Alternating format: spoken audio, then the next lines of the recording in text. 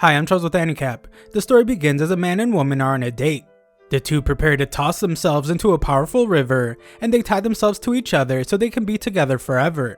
However, in a cruel twist of fate, the evil truck-coon comes out of nowhere to drive through the forest and take them both out.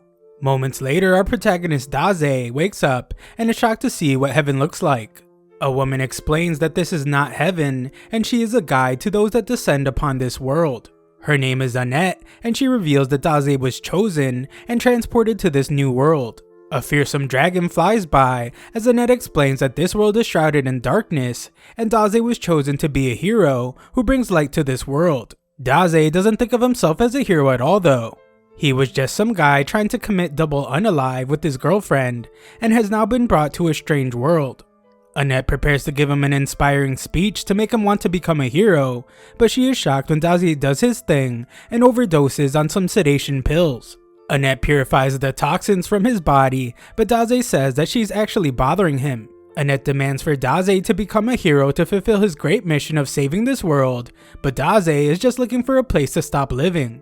Daze keeps chowing down on his pills, but Annette reminds him that he is the chosen one. Daze points out that he never decided to be chosen, but Annette explains that Truck-kun is actually an otherworld selection truck. Among the many people in Daze's old world living unhappy lives, only those struck by otherworld Truck-kun get to redo their lives in this world. This is actually a world transfer service that her world provides. Being hit by Truck-kun means that he was unhappy with his life, so he was granted a chance in this world. Daze finishes up taking some more pills, and he angrily points out that the stupid truck interfered with the happiest moment of his life, his double unalive. He points out that they don't have the right to decide who's unhappy, but from her point of view, he was saved from a life so unhappy that he was going to end it all. Ultimately, Annette decides that his complaining doesn't matter because Daze will surely change his mind when he sees his stats. Without exception, every human brought to her world is granted the ability to wield superhuman powers. However, she is shocked to find that Daze is insanely weak. Not only does he only have one hit point, he is also poisoned even after she detoxified him. Annette refuses to believe that someone could be this weak, so she desperately searches to see if Daze has some kind of special skill or exceptional ability. She is horrified to find that he has absolutely nothing, and she has never seen such a weak otherworlder. The very sick-looking Daze goes to leave, but Annette stops him and finally agrees that he must have been brought to this world by mistake. She determines that he won't be able to survive in this world, and she is shocked when Daze finally shows some confidence, and he declares that what she just said sounds a lot more like what his life is really about. Daze explains that he is branded a failure no matter what world he lives in. Annette apologizes once again for the mistake and asks him to stay with her for a while. This world is incredibly dangerous and filled with monsters, so his life will surely end the second he steps outside. She is stunned though when Daze tells her not to worry because he's looking for his final resting place anyway. The reason why Annette is so shocked is because Daze is very different than all the others. Annette used to take pride in guiding otherworlders, and meeting them excited her. However, she started to realize how pretentious and arrogant they were. Soon she felt like her job was simply to flatter heroes over and over again, so she closed off her heart. However, her life has been turned upside down as Daze is totally different. Daze prepares to enter the dangerous new world, but Annette begs him to at least pick a profession first. Daze declares that he doesn't need to pick a profession because he's a born writer, and he says goodbye to the girl that he says has beautiful ears. As he leaves, Annette dramatically declares that she finally understands. The thing she has been waiting for was for this man to enter her life. Outside, Daze realizes that he can't read the writing in this world, but he can tell that there won't be any cafes for him to go to. Just then, a voice pops into his head and announces that Daze has earned 5 experience points for discovering a new area. Daze wishes the voice would stop as he suffers from migraines, but an even louder voice announces that Daze has risen to level 2. Just then, a tree collapses and a girl screams as she is attacked by a monster. She begs Daze to help her because he's an adventurer, but Daze just stares at her and thinks about how a lot of people have weirdly shaped ears in this world. She keeps begging for his help, but Daze just asks for her permission to write a novel about her. Daze eventually realizes that she wants him to save her, so he tells her to give him a moment. Daze makes a half-hearted attempt to reach out to her, but ultimately declares that he can't reach her. She asks him to use a sword or a spell or something, but the monster just ends up taking a hold of Daze as well. Daze simply says that he can't breathe, and the girl explains that the tree is stealing their life force. They only have a few more minutes before their lives end, but she is shocked when Daze says that that's good news. Daze finds delight in his final moments and says goodbye to the world. The girl begs him not to give up, but Daze is completely unresponsive. She is stunned that her life will end in such a strange way, but she is even more surprised when the tree is covered in darkness and it explodes.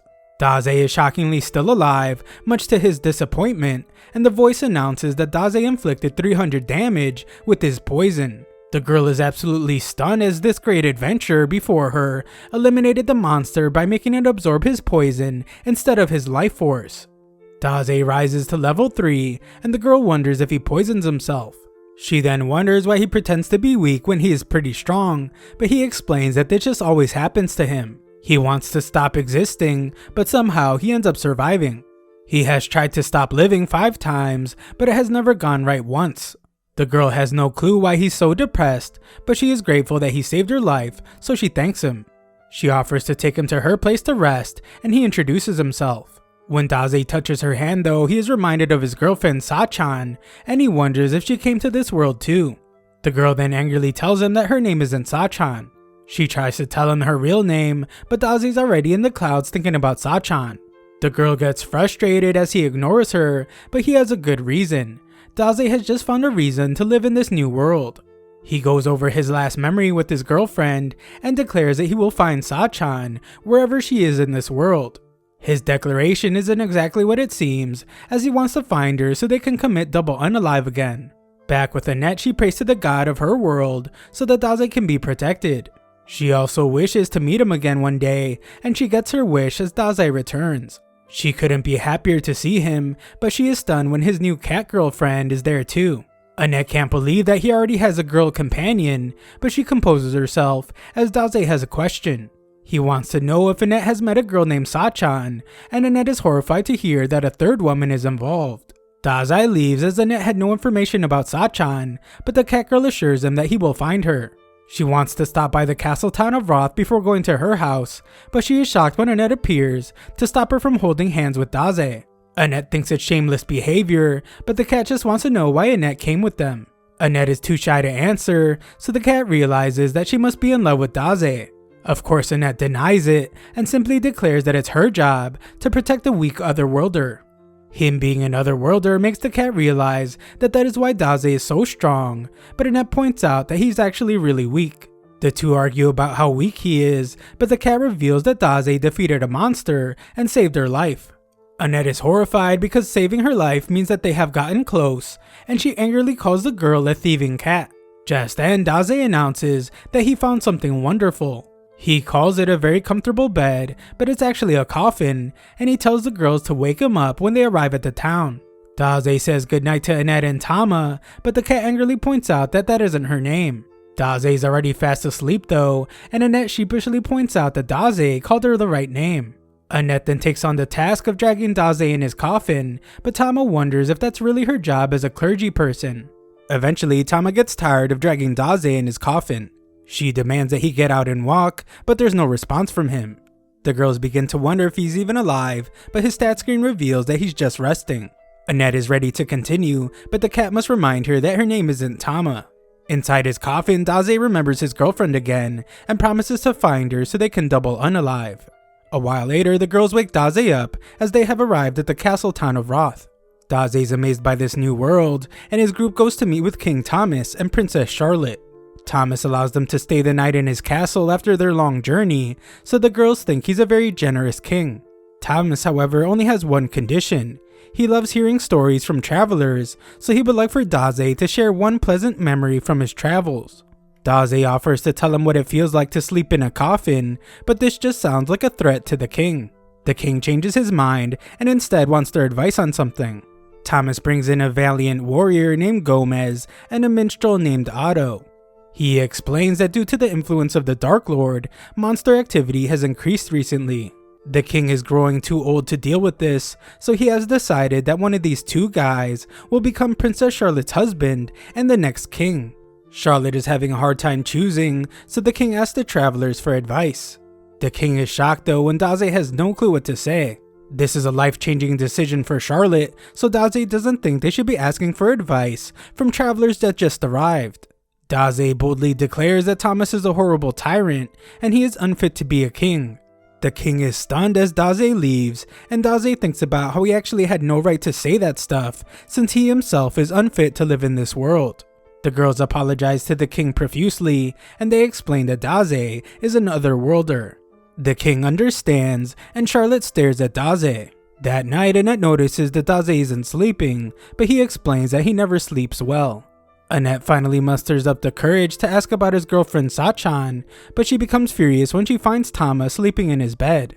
Tama explains that she was just cold, and they start arguing, so Daze just leaves. Outside, Daze finds the princess, and they admire the beautiful lake. Daze admires it for a different reason though, as he wants to throw himself into it. Charlotte can't believe that his life is so troubled that he wants to end it, but Daze can tell that her life seems to be more troubled than his. Charlotte can't deny it because she's having a really difficult time choosing a husband. Gomez just arrived at the castle recently, but he has already become the most dependable soldier they have. Her father has a lot of faith in his strength, so Charlotte thinks she should choose him because of that.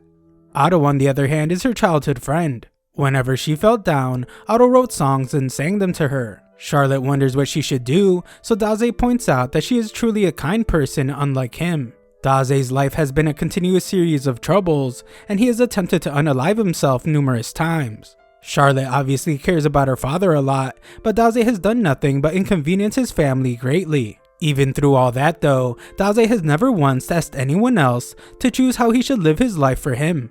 Charlotte is shocked by his statement, and he goes on to say that she should decide for herself what she will do. As he leaves, Daze tells her to ask herself what it is that she truly wants. The next day, King Thomas reveals that the princess has chosen who she wants to be her husband, and he wants the travelers to act as witnesses. Annette thinks that she will choose Gomez for the betterment of the kingdom, but Tama thinks that Charlotte and Otto are a better match. The king instructs his daughter to stand before the man she chooses, so Charlotte steps forward. Charlotte has given a lot of thought to her decision, and she shocks everyone when she decides to go completely off path, and she announces that she will commit double unalive with Daze. Everyone's jaws drop, and Annette even passes out from shock. Charlotte explains that she did a lot of thinking after she spoke with Daze. She realized that while Otto did sing for her every time she was sad, he also would come when she didn't feel sad. He was even making a ruckus last night.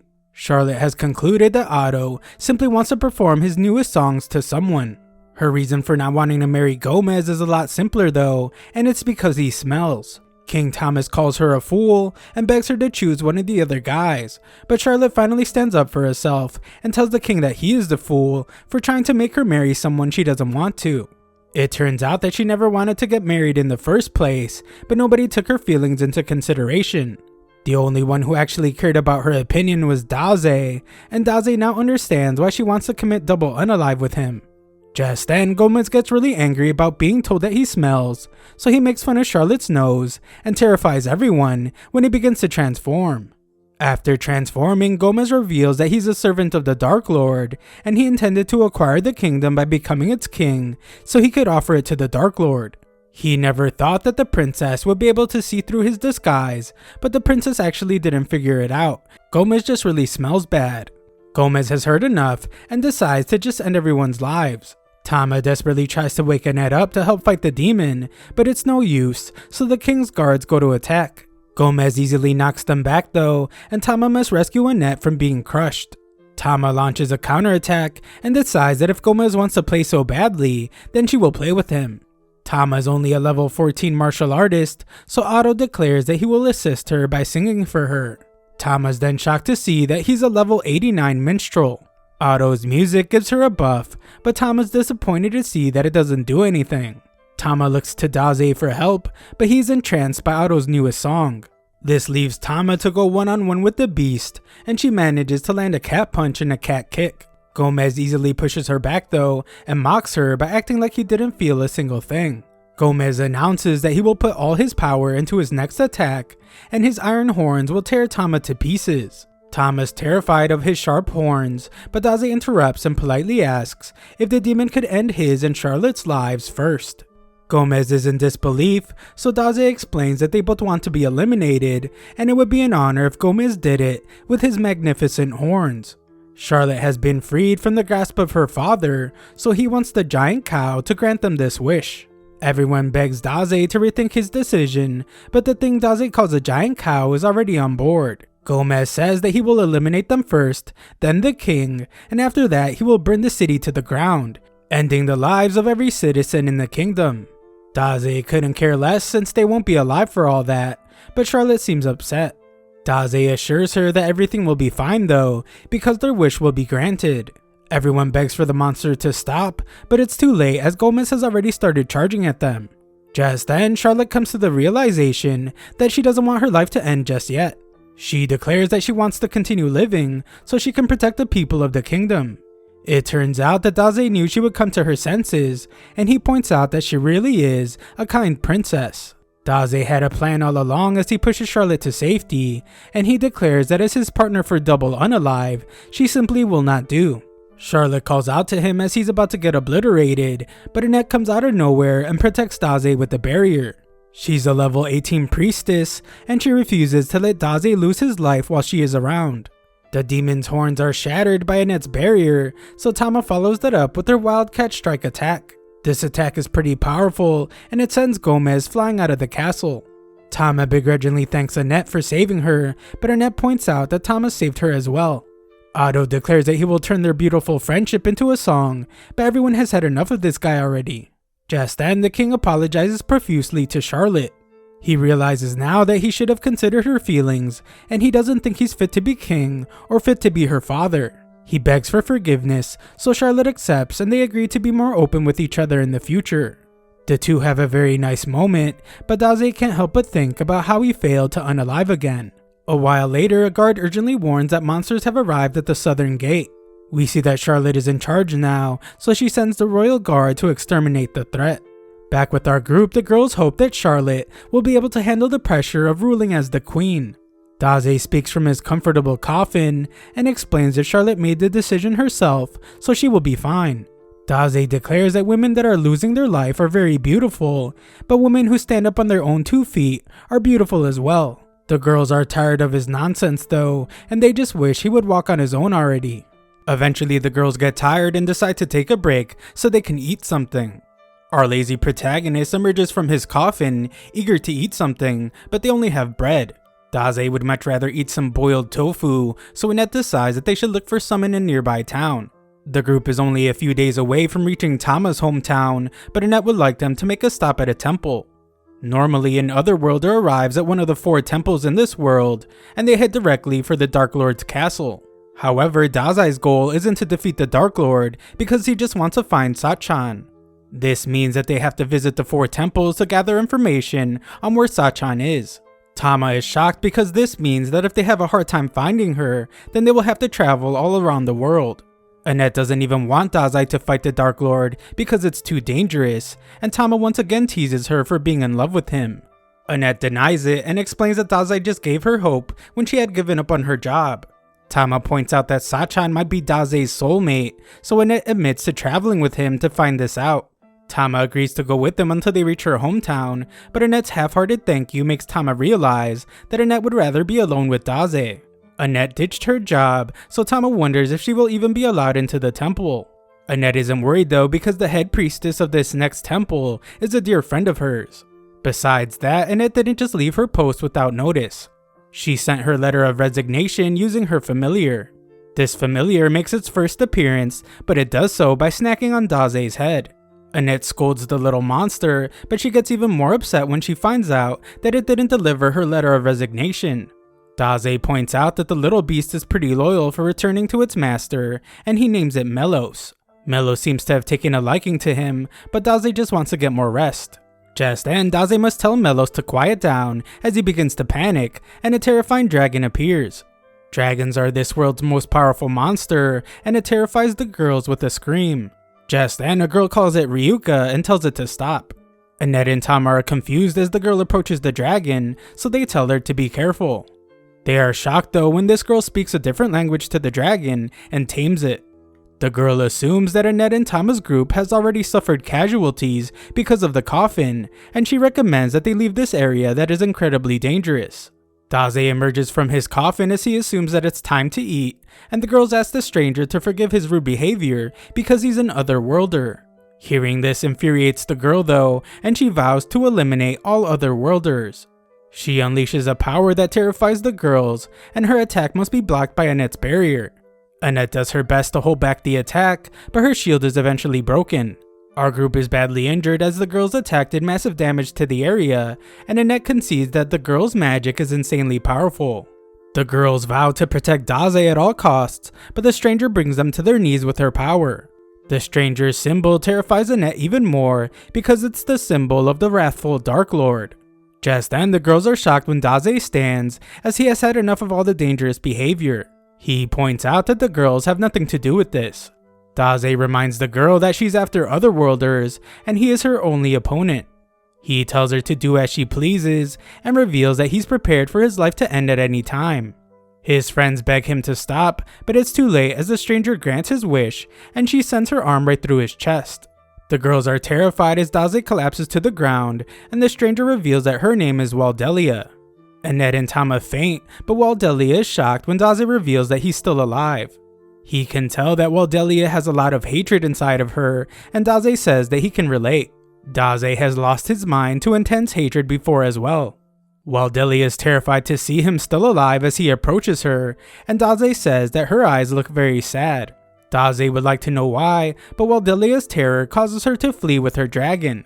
She is still uneasy about what just happened, and she wonders just who Daze is. A while later, we see that Melos has brought our trio to the temple they were going to. The priestess rushes to Annette, but Annette tells her that Daze needs immediate medical attention. He's in really bad shape, so the priestess summons every priest to bring every healing potion they have. A while later, we see that Daze is fine as he shops for some poison. The vendor explains that the poison is most effective when thrown at a monster, but he is shocked when Daze just drinks it. Tama is furious because he just made a miraculous recovery, but the priestesses are glad to see that he's doing well. The priestess named Nisha explains that she hasn't met anyone named Sachan, but she is more concerned about why Annette is traveling with an otherworlder. She's glad that Annette quit her job because she's too pure for it, but she's upset to see that she's traveling with an otherworlder. Yisha hates otherworlders because they use their gifts they were given by the gods for selfish reasons.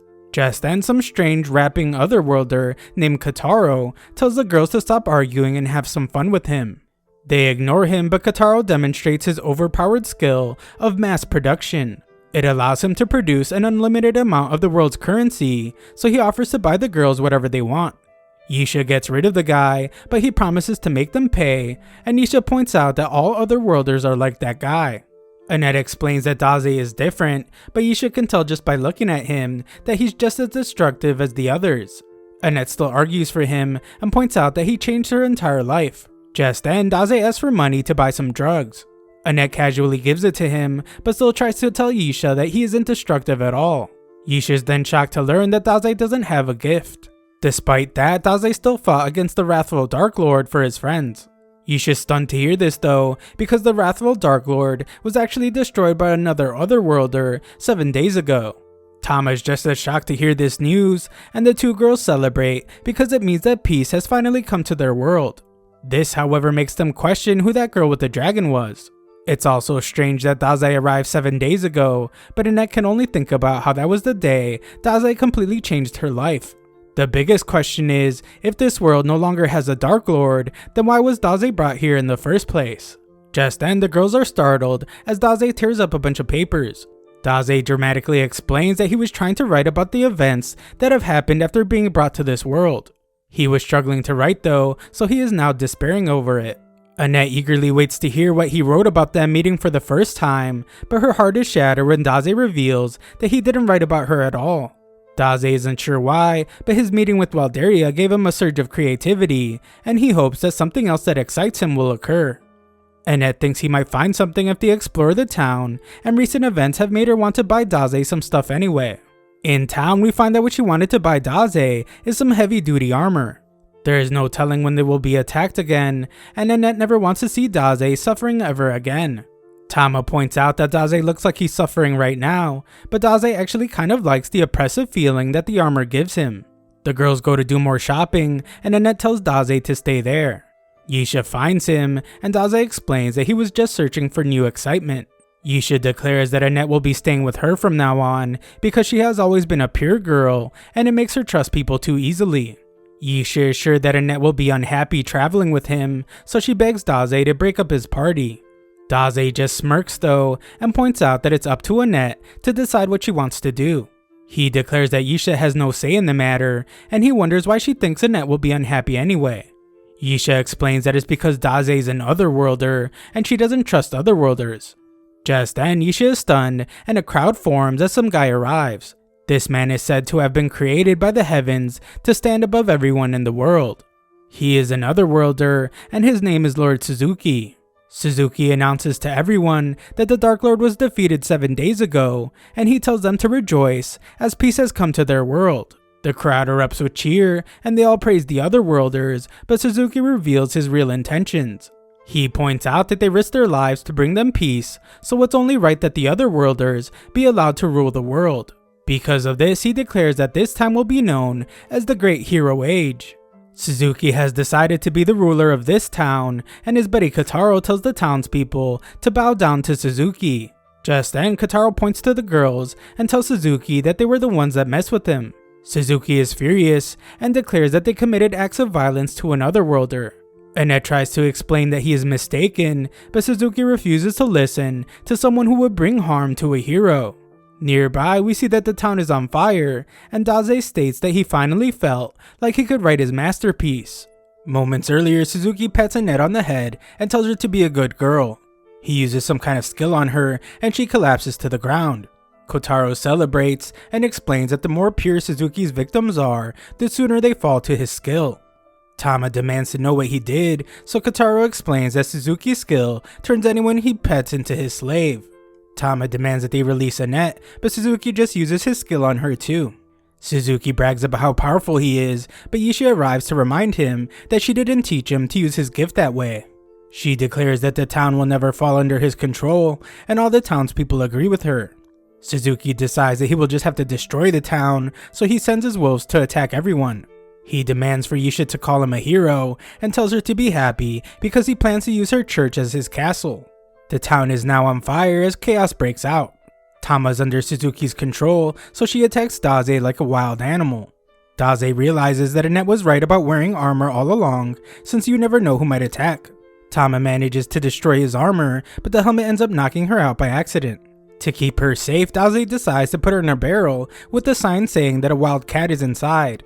Yisha collapses near him, and she points out what Otherworlders are really like. Suzuki used his gift for selfish reasons, and now his greed has become completely unstoppable, and he has lost control. Suzuki wasn't like that at all when he first came to this world, because he was quiet and weak.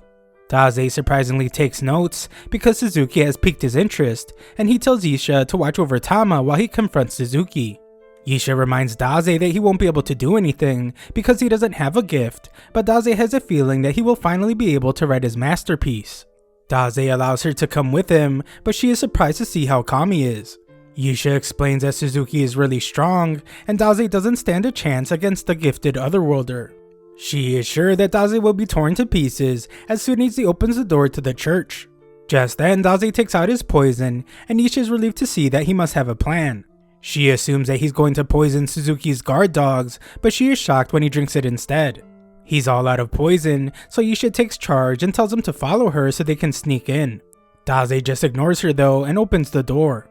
He gets right to the point and tells Suzuki that he would like to base a novel on him.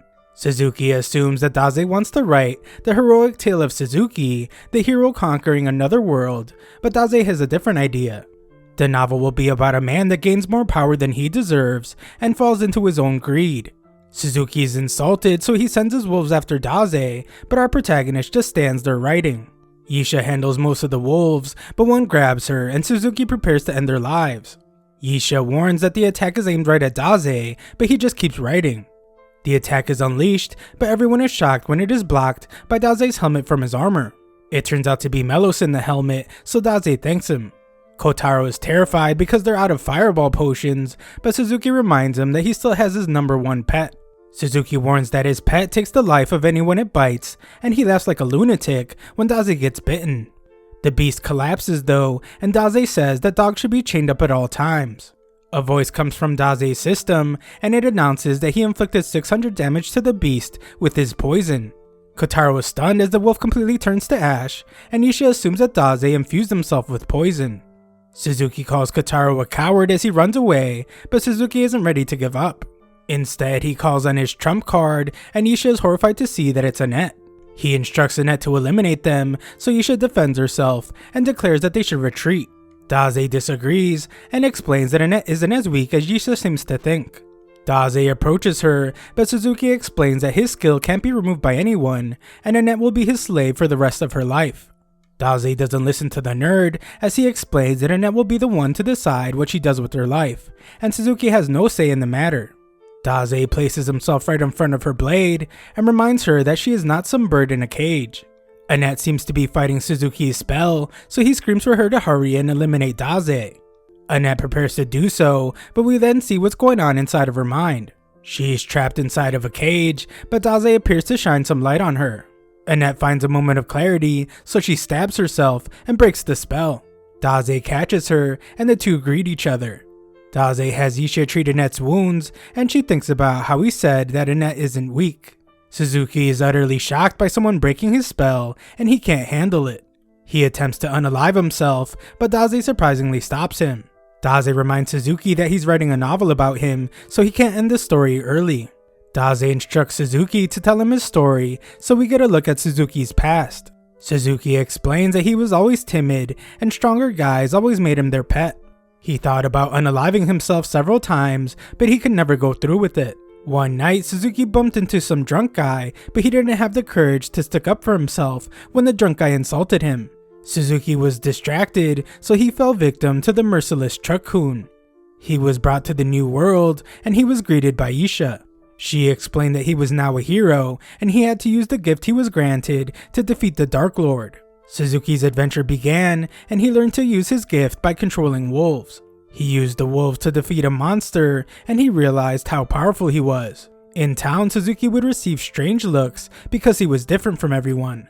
He was bumped and insulted just like before, but this time he used his gift to get revenge.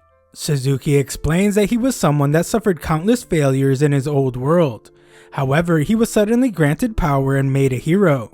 To Suzuki, it's unrealistic to think that someone that has gone through all this would try to save some new world. Suzuki decided to become evil, but he has failed, and he realizes that he will always be a weak nobody. Suzuki is shocked to hear how pleased Daze is, and Daze declares that his novel based on Suzuki is finally complete. It's the story of a miserable man who, despite hoping to live as a hero in this world, could become neither a hero nor a villain due to his own weakness. Daze has decided to call it No Longer Allowed in Another World. Just then, Daze's book bursts with energy, and the pages surround Suzuki. Daze thanks Suzuki because he helped him finally write something he was satisfied with again. Unfortunately, Daze decides that this book cannot be called a masterpiece. He tears one of the pages, and the ground begins to shake. The girls are stunned because they notice that a magic circle for summoning otherworlders has appeared. They have no clue what's going on, but they see that the power of teleportation is flowing back into the circle. Power erupts from the church, and the girls are stunned when they realize that Suzuki must have been sent back to his own world. Annette is sure that Daze didn't have a gift before, but looking at his system shows that he has a writing skill called Storyteller. Isha is shocked as she realizes that this is probably a special skill that only activates against certain targets, and in this case it's otherworlders. This is pretty horrifying, as it means that Daze must have been brought to this world to fight otherworlders. Daze falls to the ground as he once again failed to write his masterpiece, and he starts taking pills again. Daze wonders if he will ever find anyone else that intrigues him, and Isha wonders who this guy is. Daze wonders where Suzuki went, so he has to be told that he sent Suzuki back to his world. Back in town, the wolves leave, and Tama emerges from her barrel. Later, Isha gives Daze a new coffin, and she speaks with Annette. She predicts that Daze has an important role to fulfill in the future of their world, and their journey will be dangerous. Annette assumes that Yisha's going to try to convince her not to go with him, but she is shocked when Yisha expresses confidence that Annette will do a great job supporting Daze. Before they leave, Yisha asks Daze if Suzuki became evil because he was granted power he didn't deserve. Daze doesn't know, so she wonders if Suzuki will have to continue living a miserable life in his old world. Daze explains that Suzuki's story will continue and it will be up to him whether it becomes a masterpiece or not. Yisha is glad to hear that, and our group leaves. We then see Suzuki in his old world. He has just finished up interviewing for a job, and he is told that he can start tomorrow. Suzuki heads outside, and we get a look at a piece of one of the pages from Dase's book that says to be continued. Elsewhere, Yisha goes to another cathedral to meet with the other archbishops. The one named Wolf has started drinking again because his jurisdiction is filled with dwarves. He calls Yisha lucky because her jurisdiction has demi-humans and she doesn't have to deal with dwarves all day. A third member arrives and scolds Wolf for being a speciesist. Wolf commends this guy for not only being the first non-elf to be appointed priest, but also for achieving the rank of archbishop. This big red guy is a goblin, and he points out that a person's species doesn't really matter. There are even some elves that behave in a way that is disgraceful. Wolf is insulted, but Cardinal Miller arrives to stop their argument. Miller's the one that summoned the priests, and he prepares to hear the reports. Just then, another priestess arrives in embarrassing fashion, and she apologizes for being late. The new girl's name is Arya, and she is Annette's replacement. She says that she has nothing to report, but she must apologize when Miller points out that some girl recently inherited the throne in her jurisdiction. The big red guy's name is Elton, and his report reveals that things are peaceful as always in his jurisdiction. Wolf oversees the land of desert and earth, and he has nothing of importance to report. There are frequent conflicts between dwarves, but it's nothing out of the ordinary, and they even attack Wolf sometimes. Yisha introduces herself to the newbie, and reveals in her report that an Otherworlder went on a rampage and destroyed half of a town. Miller explains that the Otherworlders are exactly why he called this meeting. The wrathful Dark Lord has already been defeated by a group of Otherworlders, so it has been decided by the Pope that the magic circles connecting their worlds will be sealed. This means that they will stop summoning Otherworlders. Elton is glad that their battle against the Dark Lord has ended, and Wolf is relieved to finally be free from looking after the Otherworlders. However, Miller gets very serious and reveals that there is a new problem at hand. The 7 Otherworlders that defeated the Dark Lord have claimed the Dark Lord's lands and become its new rulers. The others are shocked, but it gets worse as the Otherworlders sent a declaration to the Pope. Their intentions are to transform all the lands into a utopia. The Pope is greatly distressed because he believed that the Otherworlders were angels sent to save this world, and he loved them because of this. However, these people that he considered his own children have now bared their fangs against him and declared war against the world. The 7 angels that saved the world have become 7 fallen angels who are now threatening the world. That isn't all though, as there are other fallen Otherworlders who have begun causing chaos in each region. As if all that weren't bad enough, the daughter of the Dark Lord named Waldelia is still a threat. It's the mission of the archbishops to protect the peace of this world, but they can't believe that the Otherworlders have become their enemies. If the Otherworlders work together, then they will surely become more of a threat than the Dark Lord was. Arya wonders how they will fight such a threat, and Yisha thinks back to Dase's power. Yisha declares that there might be a way to defeat the Otherworlders, and she tells the other bishops about Daze. She explains that he used his gift to send an Otherworlder back to his own world. The others are stunned to hear that such a power exists, and the Pope arrives to question if this is really possible. Everyone bows down to him, and the Pope declares that Daze might be the ray of hope among all the darkness. The Pope is intrigued by him and instructs Yisha to tell him more about Daze. Elsewhere, a man asks a woman if she is thinking about her beloved. This girl doesn't speak though, and only hums a song. The guy explains that their allies have departed to various lands. As for the 2 of them, they will remain where they are and observe what's in store for this world. Elsewhere, our trio decides to stop at a town before reaching their destination. A voice announces that Tama has reached level 17, but she isn't happy about leveling up just from dragging a coffin around. Some random kid shows them where the inn is, and he offers to give them some information that will help them on their adventures.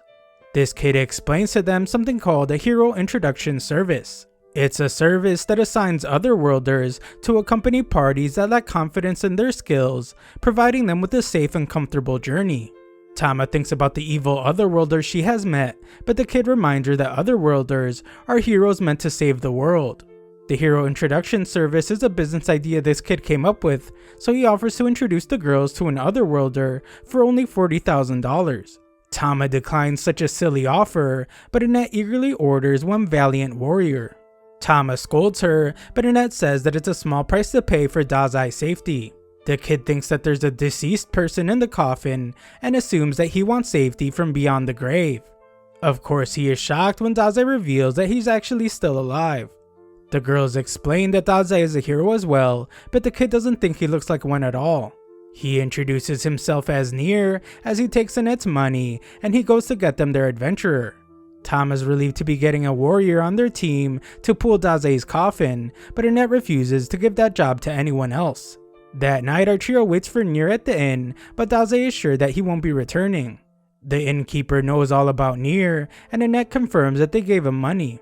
She reveals that Nier actually scams people a lot, and it turns out that he has never even met an adventurer. There is no way he could introduce anyone to an adventurer, and they were just fooled by Big Mouth Nier. Annette becomes furious, and Tama does her best to get her to take deep breaths. Nier is an orphan, and he makes a living by fooling visitors who come to town. He doesn't have any adults in his life to scold him, so he has become the town nuisance. The innkeeper is sure that the heroes Nier talks about don't exist, because if they did, then they would have saved Nier by now. Elsewhere, we find Nier under a bridge, and he stares at a sword. The sad moment is interrupted when he is captured by a mysterious group. This group takes all the money that Nier saved up, and they tell him that they plan to end his life. Nier becomes furious and declares that his otherworlder friends will come to rescue him. These horrible guys mock the kid and reveal that they're actually otherworlders themselves.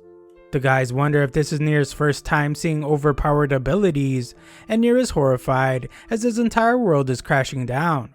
The boss shows off his ultimate weapon and declares that it can even pierce the skin of a dragon. The guys have heard that Nier has been using the names of otherworlders to make money, so they call him an evil little kid that needs to be punished. They tell him to cheer up because he can brag in the afterlife about being eliminated by heroes, and they begin a 5-second countdown. Nier has lost all hope because he always thought the otherworlders were heroes. He prepares for his life to be over as the countdown ends and he is shot at, but Dazai comes out of nowhere to rescue him.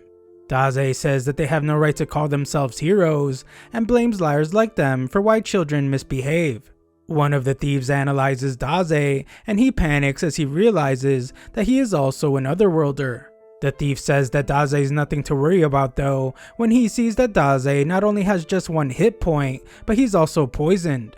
The boss is determined to get revenge for scaring them, and he tells Dazai that his life will now end. Unfortunately for him, this actually intrigues Dazai. The thieves start panicking again as Dazai's vitality starts to rise rapidly, and he tells them to aim for his heart when they shoot him. The thieves are horrified to see how calm Dazai is, so they run for their lives. Nier wonders if Dazai is a hero, but Dazai says that he's no one special. He says that adults are kids who have been betrayed, but Nier is just a child, and he's not ready to become an adult. Nier's eyes still admire heroes, so for now that is how it should be. Dazai makes his exit, but the kid is shocked to see that he's just leaving him behind all tied up. The next morning, our trio prepares to head straight for the town of Grun. The girls can tell that Dazai didn't get enough sleep, so they wonder where he went the night before. Dazai doesn't say, so Annette suspects that he went to see another woman. Dazai doesn't tell her and just begins to rest. Just then, Nier shows up, and Tama demands they to give him back their money. Nier says that he didn't lie to them, and he will be the valiant warrior to join their party. As the journey continues, Dazai receives some experience points for exploring a new area. The annoying announcement voice makes Dazai want to end his own life, and Nier is shocked to hear him speak this way. Nier warns the girls about Dazai's depression, but Tama reminds the kid that he's supposed to be a valiant warrior, and she makes him drag the coffin. They eventually arrive at Tama's hometown of Grun, and there is a security checkpoint. Tama tells the others not to worry though, because she's a bit of a celebrity there, and will easily be able to get them through. Tama goes to speak to the guards, but our group is quickly surrounded. They are being arrested, but Daze just seems to get intrigued. Our group is thrown into a cell, and Annette becomes depressed when the gods don't answer her pleas for help. Tama was separated from the group, and Annette sobs uncontrollably. The guards arrested Tama and everyone she was with the moment they saw her, so Nier assumes that she must have committed a terrible crime. Daze wonders how people are executed in this world, but Annette refuses to tell him because he's clearly looking forward to it. Nier figures they should try to escape, and Annette wonders how he plans to do so.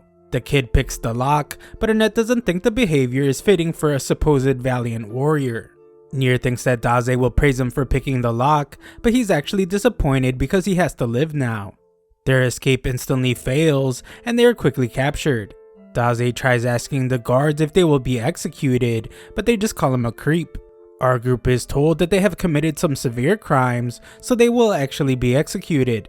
Everyone except Daze argues against the decision, but they are told that they are guilty of kidnapping the kingdom's princess named Matilda. Matilda turns out to be Tama, and she has to tell her father again that she wasn't kidnapped. Tama explains that she was traveling while improving her combat skills, and Annette corroborates the story. Tama demands that her friends be released, but the king refuses, and Daze is the only one pleased with the decision. The king eventually agrees to release them, but first he wants Matilda to promise that she will never leave the kingdom like that again. He wants her to act more like her mother, someone fitting of royalty. Tama takes one look at her poor friends and agrees to do as her father says. She will act like a princess from now on, so she apologizes to her friends as their journey together will have to end. Tama leaves and the rest of the group is set free. They go to eat, but Daze is pretty disappointed about not having his life ended. Nier can't believe that Tama is a princess, and Annette realizes how wrong she was for treating Tama so poorly. Annette now panics because she fears that she will be executed for being so mean to her. Just then, a waitress named Fawn overhears them talking about the princess. Fawn used to serve the princess in the castle, and she seems disappointed to hear that the king forced Tama to return. Daze can tell that she knows a lot about Tama's relationship with her father, so he asks for more information. Daze explains how he met Tama and admits that it would be pretty hard not to be interested in her past. Annette doesn't think they should pry into her past because she is a princess, and they should probably start calling her by her real name. Daze says that he doesn't care about any of that because she is Tama to him, and the waitress agrees to spill the beans. At the castle, Tama laughs at how everyone acted when they heard she was a princess, and she wonders what they are doing. Just then, she notices someone strange standing on top of a house. Tama is shocked when major damage is caused to the house, and the king appears to confront the attacker. This guy has come to the land where demi-humans congregate simply because he hasn't eaten a demi-human yet. He wonders what they taste like, and he introduces himself as Kybera. Kybera reveals that he is one of the heroes who killed the Dark Lord and saved the world. Despite being a hero, he has come to be known as the fallen angel of gluttony. The king realizes that this guy is one of the 7 fallen angels, so he wonders what he's doing there. Kybera's answer is simple: he has come to consume the entire nation. Kybera shows the gift he was given by God, but the troops are determined to show him why they call Grun a nation of heroes. They go to attack this guy, but Kybera uses his ability to eat them alive with the snap of his fingers. Kybera's gift allows him to eat what the giant mouth eats, and he says that the troops tasted terrible. Kybera doesn't want to eat disgusting troops and prefers consuming women. The king shocks his troops as he plans to fight Kybera alone, and he tells Kybera that he won't let him leave alive. The king is a level 52 warrior, and he demonstrates his power by blocking Kybera's attacks with the ground. Kybera tries to mock him, but the king manages to land a powerful lightning attack. Kybera was just pretending to be hurt though, and he pushes the king back. He admits that the attack would have destroyed a normal person, but he explains that his body is much tougher than anyone else's. The reason for this is because he just ate a bunch of golems the other day. The king gets very serious as electricity begins to flow from his fist, and the king's right-hand man wonders if he is planning to use his ultimate technique. This is shocking because it means that instead of capturing Kybera, the king is going to destroy him. The king says that Kybera doesn't deserve any mercy after eliminating his troops, so he declares that he will destroy Kybera with a single attack. The two charge at each other, but the king is shocked when Tama stops them. Kybera is excited to see the demigirl, but Tama is terrified when she realizes that he was the guy on the roof. Tama prepares for battle by ripping her dress to shreds, but the king tells her to stay back. He says that she can never replace someone named Leon, and this clearly upsets her. Back with Daze, the waitress reveals that Tama used to have a twin brother. His name was Leon, and he was set to inherit the throne. With Tama and Leon leading the way, everyone believed that peace would be everlasting in the kingdom. However, 10 years ago, Leon and the queen lost their lives during a storm. The king grieved for a really long time, so Tama decided that she would take Leon's place and put her father's mind at ease. This is a pretty sad backstory, but Daze seems pleased for some reason. Unfortunately for Tama, her decision just created a deep rift between herself and the king. Back at the fight, the king tells Tama that her martial arts are utterly useless.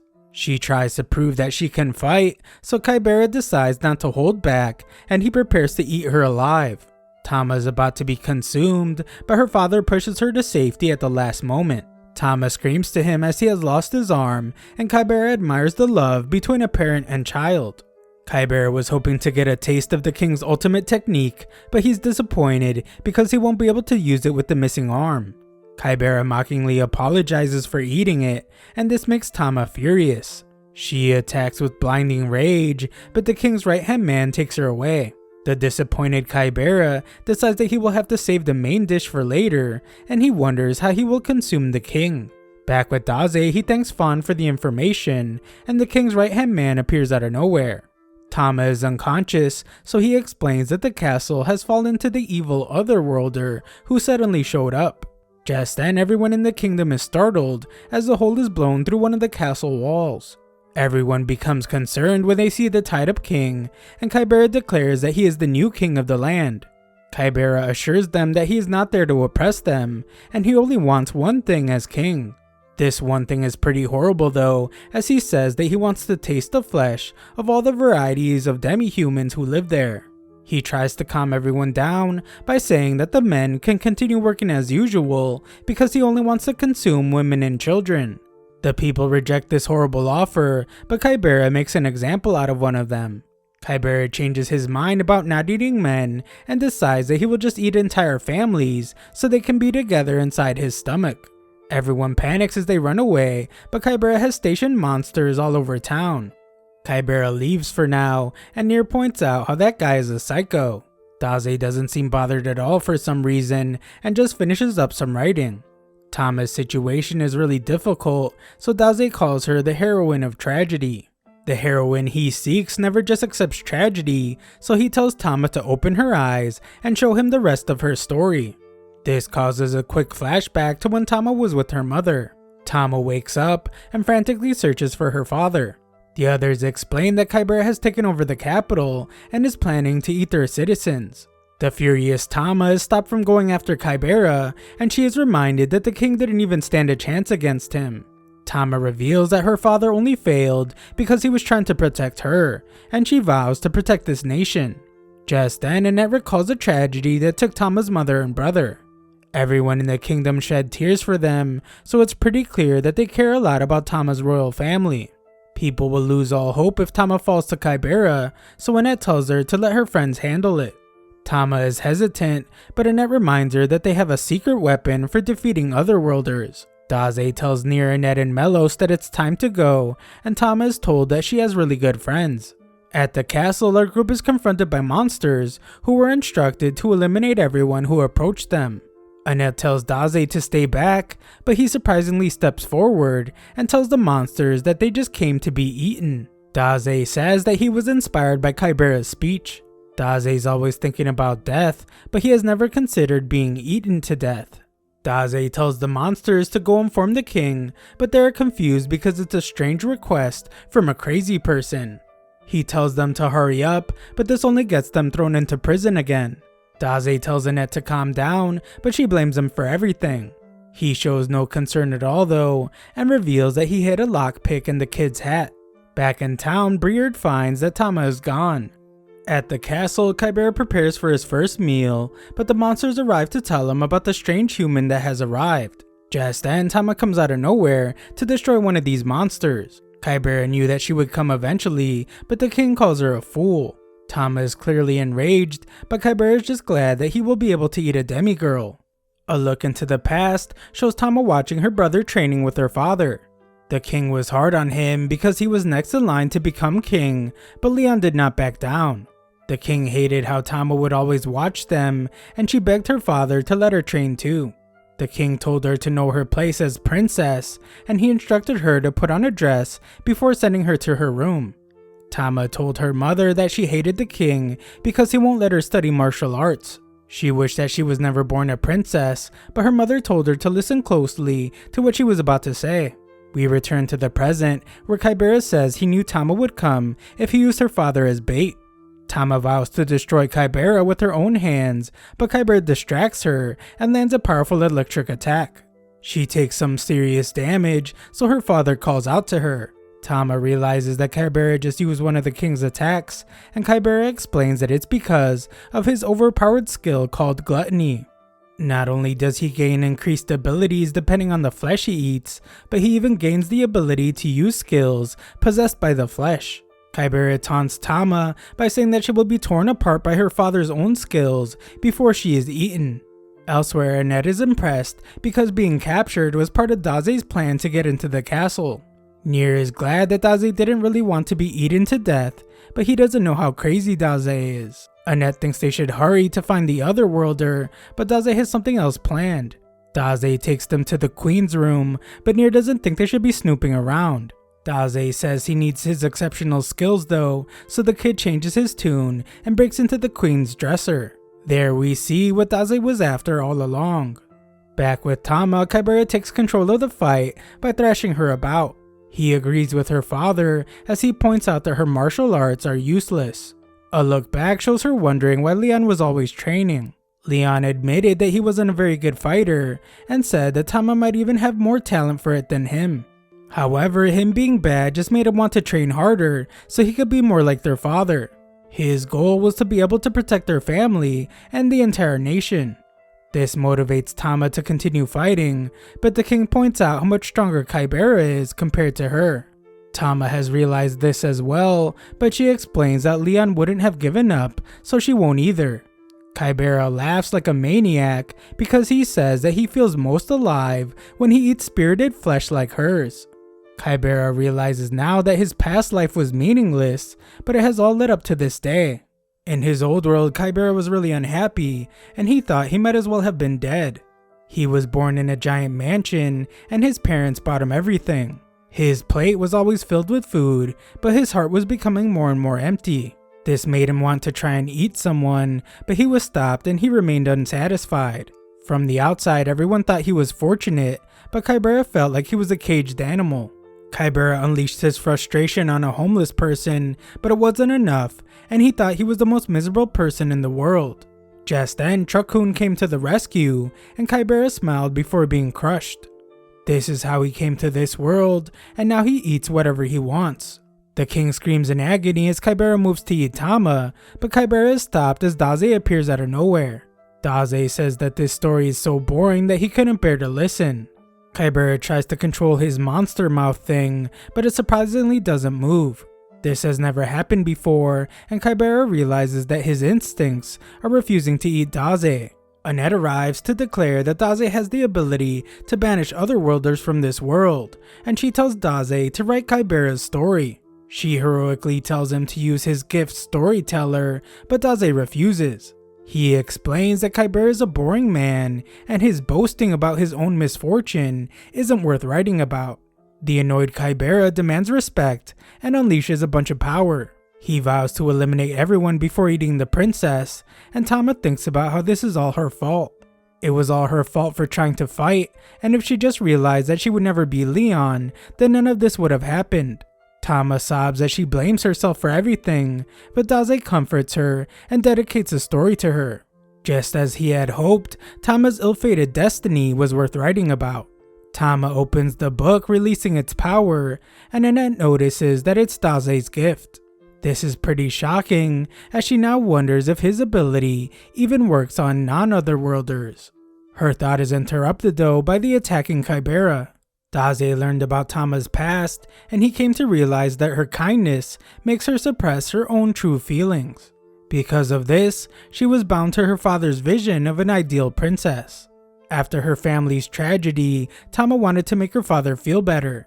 To do this, she desperately tried to replace her brother, who had been the ideal prince. The king, however, misunderstood her intentions.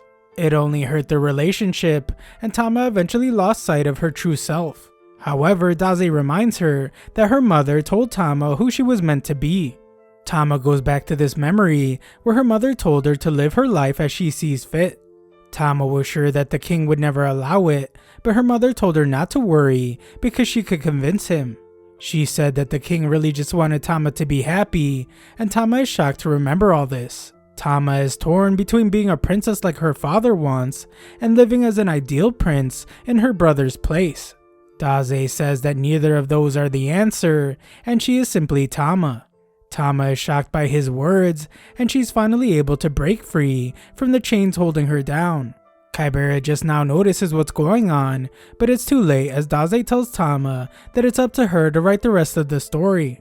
Tama begins to glow, and the king is shocked to see something called the crest of the divine beast. A look back shows that Leon was impressed to see this mark on Tama. It was pretty faint at the time, but it was clear that she would develop the crest in the future. Leon wanted to tell their father, but Tama knew that he wouldn't be happy about it. It turns out that the king overheard them, but the crest hasn't appeared since that day. The king acknowledges that he was responsible for it being locked away because he wanted to shield Tama from danger. The king realizes now that he is a fool and asks Tama to forgive him. Kybera declares that he just now finished digesting the king's flesh and he can use his full power. He mocks Tama though because she looks like an anime character that has just now awakened her powers. He declares that it won't happen though because he will devour all of them. Daze tells him that he is wrong because even when people are pushed into the depths of despair, they will still be able to find a single thread of hope. Tama unleashes some of her power and the king asks his wife and son to protect her. Tama charges at Kybera, but he prepares to use the king's full power. Tama proves to be far too fast for Kybera to keep up with, and she uses her ultimate technique. It's called the King's Fang, and she uses it to absolutely destroy Kybera. She collapses into the king's arms, so Annette rushes to heal her.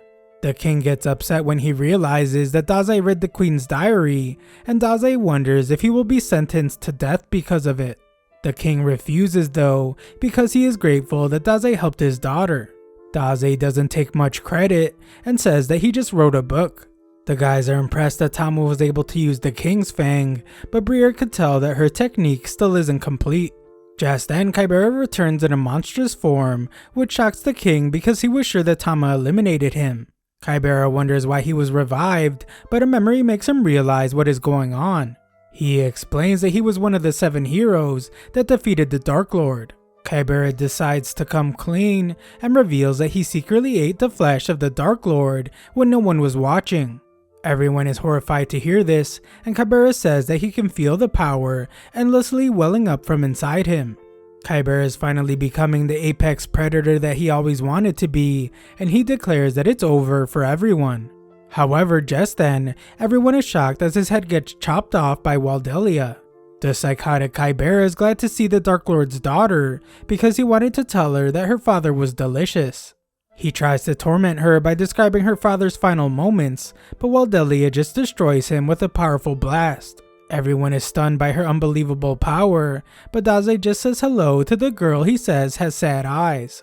Waldelia wonders how Daze is still alive, but he just asks her if she feels better after eliminating one of her father's attackers. Waldelia is shocked by his casualness, so she tells him that she will eliminate him next time, and she leaves.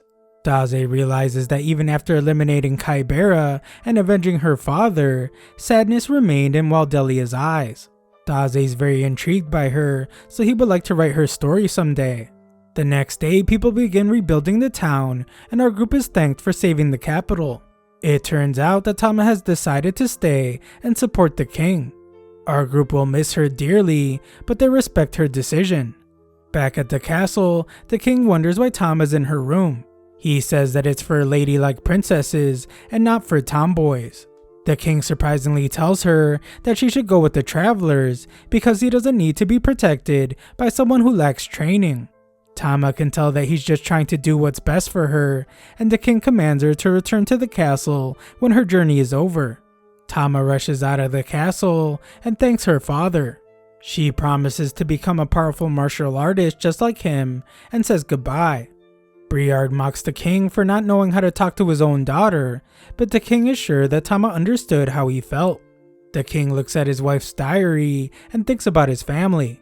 Back with our group, Daze says that unlike Annette, Nier has absolutely no knack for dragging a coffin.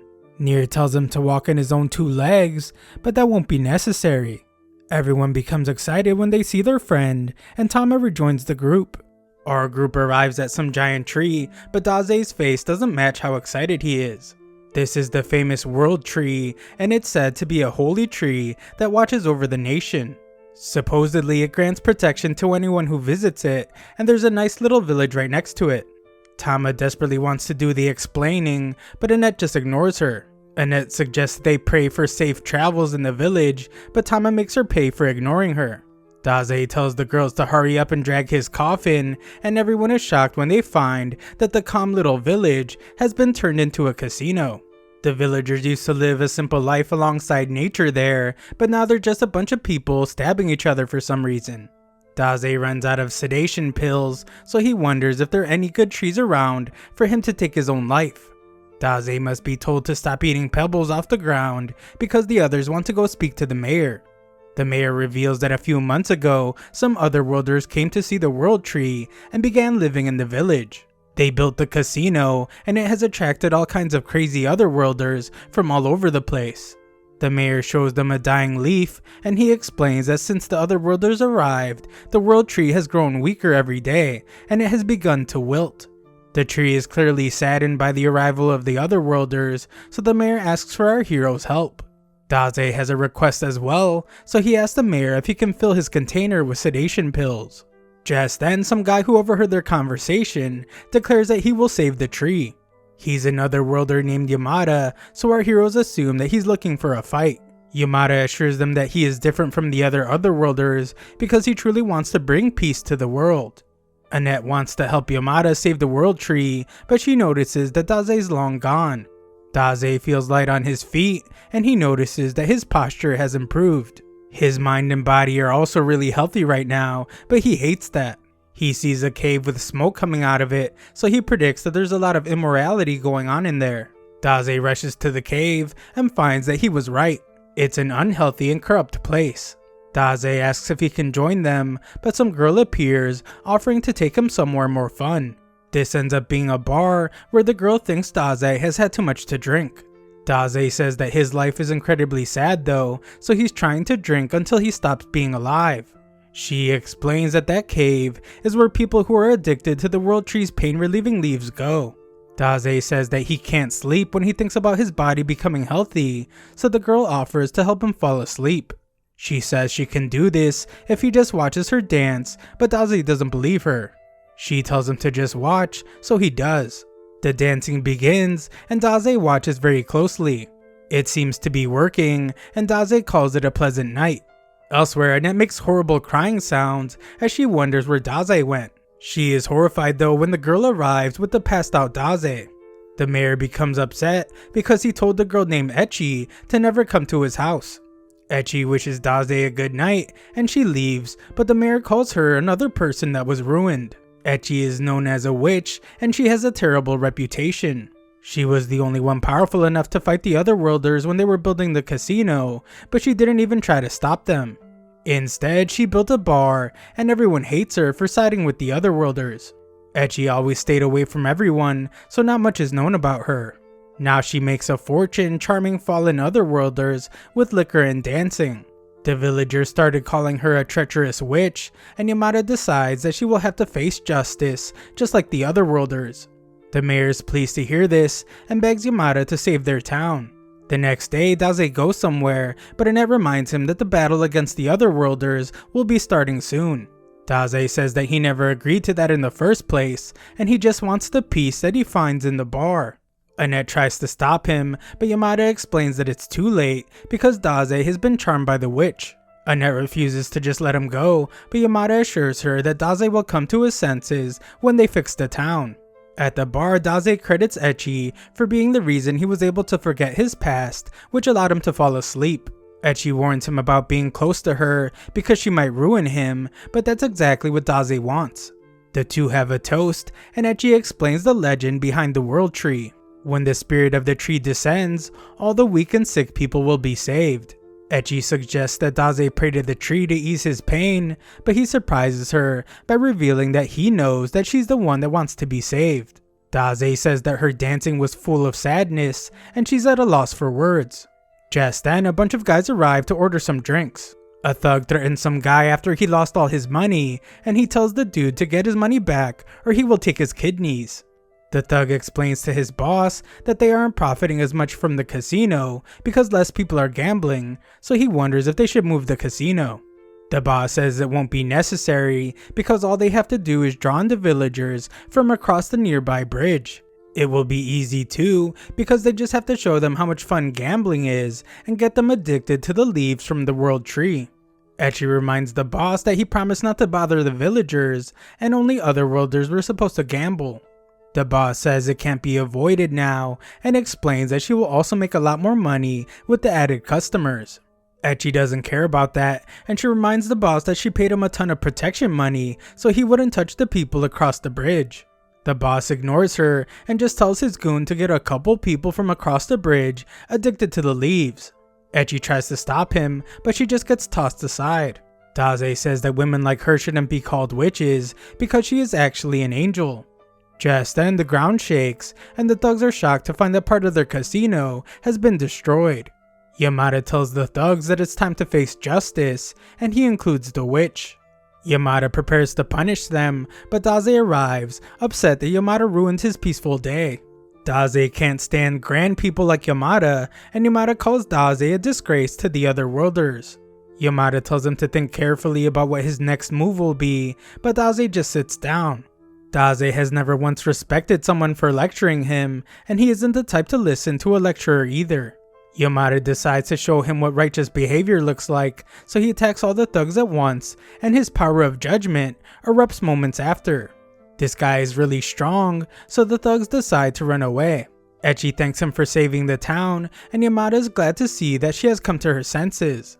The townspeople celebrate Yamada as their hero, but they call Ecchi a traitor. They think she was working with the otherworlders, and they wonder how much money she made off of her exploits. Yamada tries to point out that she has changed her ways, but the people still tell her to get out of town. Daze steps in front of the angry mob and says that all people are worthless scum. They think that he's siding with the witch, but Daze explains that Ecchi was the only one fighting to protect this town. Every night she made sure that the thugs were happy and kept them in check so no harm would come to the townfolk. Without her, the thugs would have come for the villagers a long time ago. Daze calls her the true savior of the town, and he shames everyone for throwing rocks at her. No one believes him, so Ecchi says it's okay, and she apologizes to everyone as she leaves. Everyone celebrates as they have successfully pushed the witch out of town, but Yamada is horrified. Daze knew it would happen all along, as he explains that the line between righteousness and evil is a hazy thing. Yamada wonders if it's his fault, but Daze doesn't know. All he knows is that this town willingly let go of its own protector. Our heroes leave, but the mayor has another request for Yamada. The otherworlders made a fortune by selling the world tree's leaves, so they have decided to continue that practice and sell the leaves themselves. Yamada is horrified to hear this, but the mayor explains that the world tree will be revived and will grant them even more blessings. The mayor wants Yamada to be the town's bodyguard so he can carry out justice again if the witch and the otherworlders try to come back. Yamada can't believe this dark turn of events, and the mayor offers him 10% of all profits. Yamada thinks about Daze's words, and he wonders what he has done. Back with our heroes, Daze thinks that he's no different from everyone in that village. Daze wasn't able to save Ecchi, and everyone feels the same way. Just then, everyone is stunned as the entire world tree dries up. The mayor is horrified to see all his plans destroyed, and no one can understand what happened. Back with Daze, Echi reappears as a completely different life form, and she thanks Daze for understanding her. She hopes that he can find some peace in life, and she disappears. Luckily for our boy Daze, she fills his bottle with sedation pills. Daze remembers how she said that when the tree spirit descended, it would grant the wish of the sick, and Daze realizes what she really was. Daze finds a moment of peace, and he munches on his pills. Thanks for watching my recap. Subscribe to the channel for more videos.